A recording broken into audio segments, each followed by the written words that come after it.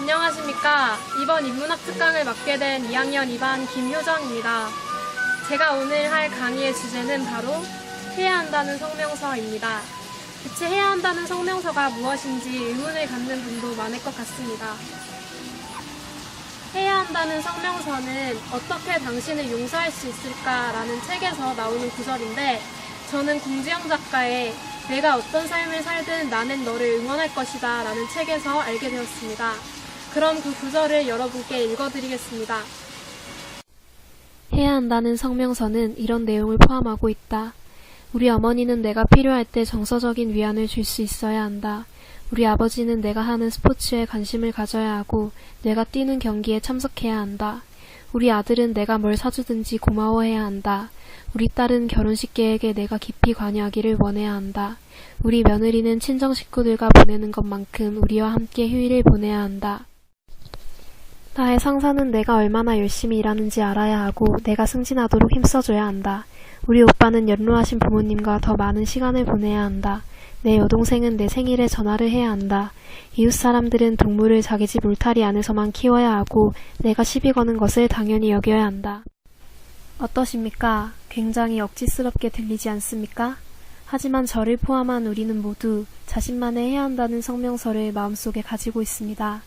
예를 들어 친구와 다툴 때 친구답지 못하게 내게 이야기한다든지, 엄마와 말다툼을 할 때 엄마답지 못하게 자식한테 말한다 와 같은 말을 해보셨다면 이해하실 수 있을 것입니다.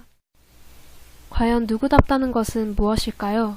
우리는 누구답다는 규칙이 정확히 개인만의 규칙이란 것을 깨달아야 합니다. 그 규칙들은 우리의 도덕성과 욕구와 가치관을 나타냅니다. 다른 사람들은 거기에 동조할 필요도 없습니다. 이와 비슷한 이야기를 로렌스 애니웨이라는 프랑스 영화에 대해서도 말할 수 있을 것 같습니다. 여러분께 이 영화를 먼저 소개해드리겠습니다. 영화에 등장하는 로렌스와 프레드는 연인입니다.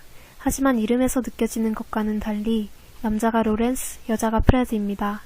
여기에 갑자기 한 가지의 변화가 일어납니다.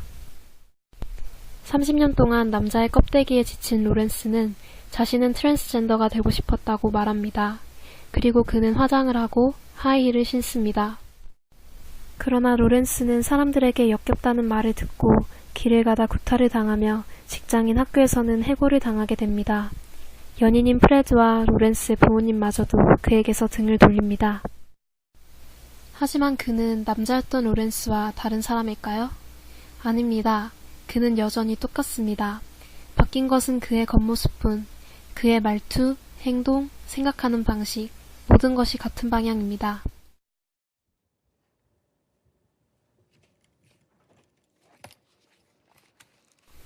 우리는 많은 이름을 갖고 있습니다. 회사에 들어가면 직함으로, 아이를 낳는다면 누구 엄마, 누구 아빠로. 이러한 명칭은 그 사람을 호칭으로 사용할 뿐만 아니라 일정한 규격에 넣어 그 사람에게 책임을 넘어선 어떠한 모습을 강요합니다. 그것이 바로 해야 한다는 성명서입니다. 어쩌면 로렌스가 생각하는 아무것도 얼매지 않고 그를 바라보는 세계는 아직 이상적인 이야기일지도 모릅니다. 하지만 우리가 모두 오늘부터 자신만의 해야 한다는 성명서를 조금씩 없애려고 노력한다면 그 세계에 가까워질 수 있지 않을까요?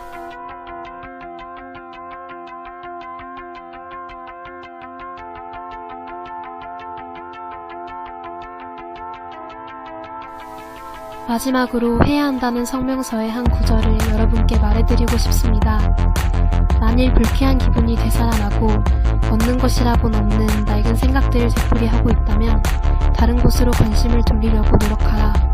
부드럽고 열정적인 목소리로 자신에게 이렇게 말해보라. 그만, 여기서 나가자. 더 신나고 재미있는 일 없을까? 여러분, 고통의 고뇌에 너무 많은 시간을 내주지는 맙시다. 여러분이 종종 사람과의 관계에서 힘이 들 때 저처럼 이 해야 한다는 성명서를 떠올리시고 위안을 얻으시면 좋겠습니다.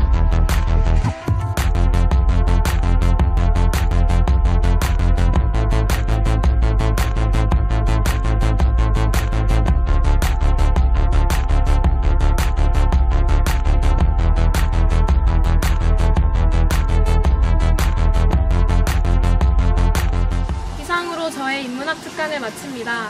지금까지 들어주셔서 정말 감사드리고 오늘도 좋은 하루 되시길 바랍니다. 그럼 안녕. 끝났다.